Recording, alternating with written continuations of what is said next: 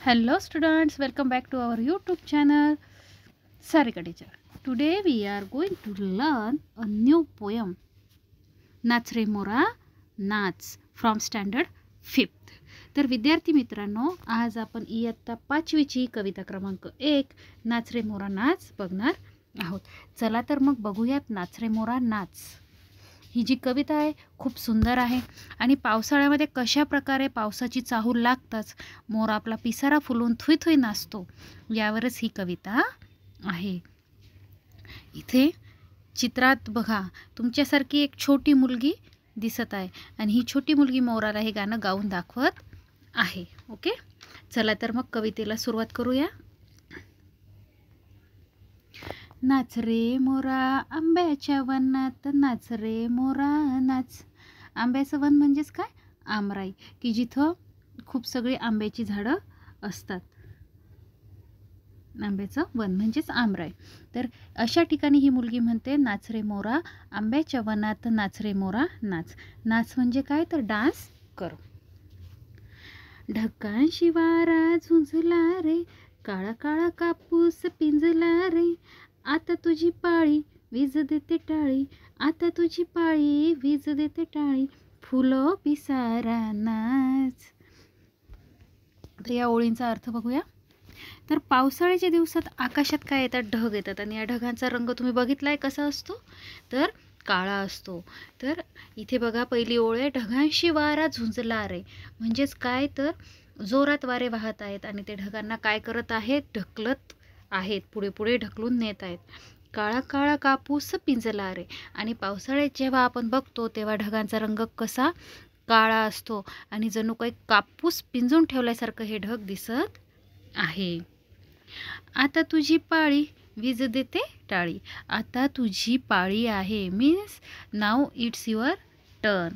आता तुझी वेळ आहे आणि वीज देते टाळी. वीज म्हणजेच काय, लाईटनिंग. आणि ती काय करत आहे, तर देत आहे टाळी. फुलो पिसारा नाच. बघा विद्यार्थी मित्रांनो, पहिल्या याच्यात काय दिलं आहे कवीने, की छान असं सुंदर पावसाचं वातावरण आहे पूर्ण आणि ढग जमा झाले आहेत. लाईटनिंग मीन्स वीज पण चमकत आहे. आणि आता ही वेळ आहे मोराची की त्याने आपला पिसारा फुलवून नाचावं, अशी ही छोटी मुलगी म्हणत आहे. नाव नेक्स्ट लाईन्स बघूया. झर झर धार झरली रे, झाडांची भिजली इरली रे. पावसात न्हाऊ काहीतरी गाऊ, पावसात न्हाऊ काहीतरी गाऊ. करून पुकारा नाच. आता बघा, पावसाला सुरुवात झाली आहे आणि झाडांची भिजली इरली रे, म्हणजे झाडाचं पानन पान भिजलेलं आहे. पुढे पावसात न्हाऊ काहीतरी गाऊ. आता आपण पावसात ओले होऊ, आंघोळ करूयात आणि या पावसात भिजता भिजता काहीतरी गाणं म्हणूया. करून पुकारा नाच, म्हणजेच आवाज करून. मोराचा आवाज ऐकला असेलच तुम्ही, तर आवाज करून आपण काय करूया, आपला आनंद व्यक्त करूया, असं ती मुलगी म्हणत आहे. आणि असं करत आपण काय करूया, नाच करूया, असं ती सांगतीये. पुढच्या लाईन.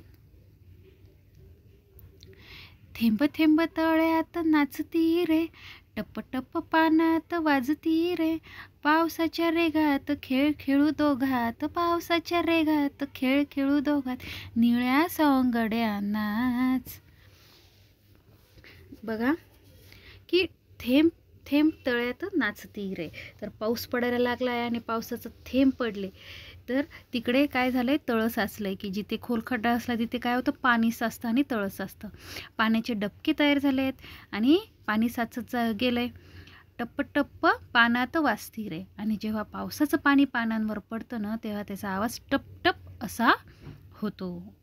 पावसाच्या रेघात खेळ खेळू दोघात. आता जेव्हा पाऊस पडतो ना, तेव्हा पाऊस एका रांगेत पडतो की नाही. बघा इथे तुम्हाला चित्रात दिसत असणार आहे हे इथे, की हा जो पाऊस आहे हा कसा पडतोय बघा, एका रांगेत इथे तुम्हाला पडताना दिसतोय, हो ना. म्हणून इथे कवी म्हणतात की पावसाच्या रेघात. आणि खेळ खेळू दोघात, आपण दोघेजण हा खेळ खेळूया. निळ्या सवंगड्या नाच. आता निळ्या सवंगड्या, सवंगड्या म्हणजेच काय, तर मित्र, फ्रेंड. आणि ते निळ्या का म्हटलंय तर मोराचा रंग कसा असतो निळा असतो म्हणून ती मुलगी म्हणत आहे निळ्या सोंगड्या निळ्या माझ्या मित्रा तू नाच. ओके पुढे बघूया. पावसाची रिमझिम थांबली रे तुझी माझी जोडी जमली रे आभाळात छान छान सातरंगी कमान आभाळात छान छान सातरंगी कमान कमानी खाली त्या नाच. आता बघा काय झालंय की पावसाची जी रिमझिम रिमझिम होती ती थांबली पण मोराची आणि त्या मुलीची काय झाली आहे जोडी जमलेली आहे. त्यांची छान अशी मैत्री फ्रेंडशिप खूप छान अशी जमलेली आहे.